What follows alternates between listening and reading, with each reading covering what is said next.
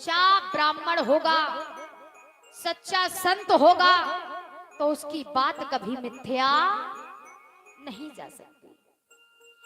तो उसी समय सत्य ऋषि कहने लगे कि सुनो,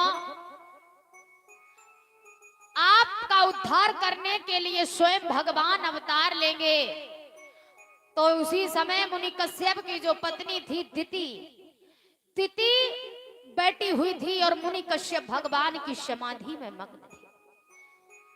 दिति ने एक बात नहीं सुनी, तो दिति ने क्या किया, मुनि कश्यप की दाढ़ी को पकड़ करके खींच दिया। जिस समय संध्या का वक्त था, आज मुनि कश्यप ने दिति के साथ में विषय किया, तो वही जय और विजय की आत्मा ने दिति के गर्भ में प्रवेश कर गए।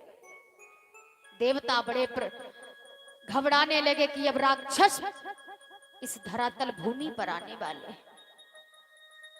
जिस समय दिति के गर्भ से दोनों पुत्रों का जन्म हुआ, देवता घबराने लगे, कांपने लगे। और दोनों पुत्रों का जब नामकरण हुआ तो एक का नाम रखा गया हिरण्याकश्यप और एक का नाम रखा गया हिरण्याक्ष। यही हिरण्याक्ष है राजा परीक्षित जो पृथ्वी को चुरा ले गया। एक बात बताए भगवत प्रेमियों, पृथ्वी नहीं चुरा के ले गया, पृथ्वी तो बहुत बड़ी है, पृथ्वी नहीं ले गया। मैं सोच रहा हूँ पृथ्वी चुरा के ले गया, पृथ्वी नहीं ले गया। अरे पृथ्वी के नक्शे को लेके ऐसी जगह छिपा दिया जहां साधारण मानव क्या कोई नहीं पहुंच सकता। इतनी गंदी जगह थी वो, जहां पृथ्वी को लेके छुपाया है, गंदी जगह थी। और तभी भगवान ने सूकर का रूप धारण किया, और ऐसी जगह पर सूकर ही जा सकता है, कोई नहीं जा सकता। भगवान आज चले हैं और सूकर का रूप धारण किया, इधर नारद को पहुंचा दिया है हिरण्याक्ष के पास में कि जाओ जाओ हिरण्याक्ष को बातों में फुसलाओ जा करके। तो चला है कैसे कि सूकर भगवान घूम लेकर और पाताल लोक से आते थे, पाताल लोक से आते थे।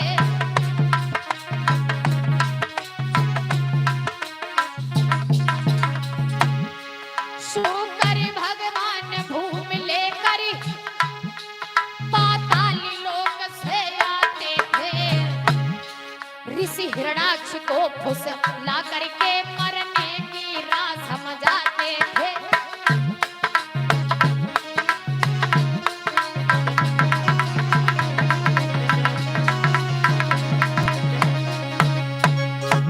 और नारद बोले ओ शक्ति सिंधु, ये शक्ति सिंधु दिखलाता है, पृथ्वी हर लिए जा रहा है, तू हवा यहाँ पर खाता है।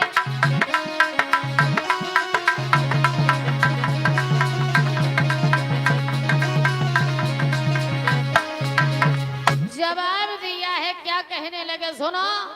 देव ऋषि नारद पहुंचे, अरे हिरण्याक्ष यहाँ लेटे लेटे कूलर की हवा खा रहे हो, उधर देखिए नारायण सूकर का रूप धारण करके पृथ्वी को ले जा रहा है, तुम सो रहे हो। बोले कौन? बोले नारायण। हिरण्याक्ष भाग करके गया और रास्ता को घेर लिया। जवाब दिया, वारे वाह, बहुत अच्छे हैं, बड़े बहादुर निकले।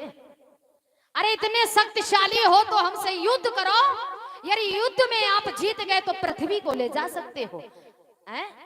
चोरी से आए हो, चुपके से जा रहे हो, शर्म नहीं है तुम्हें? हैं?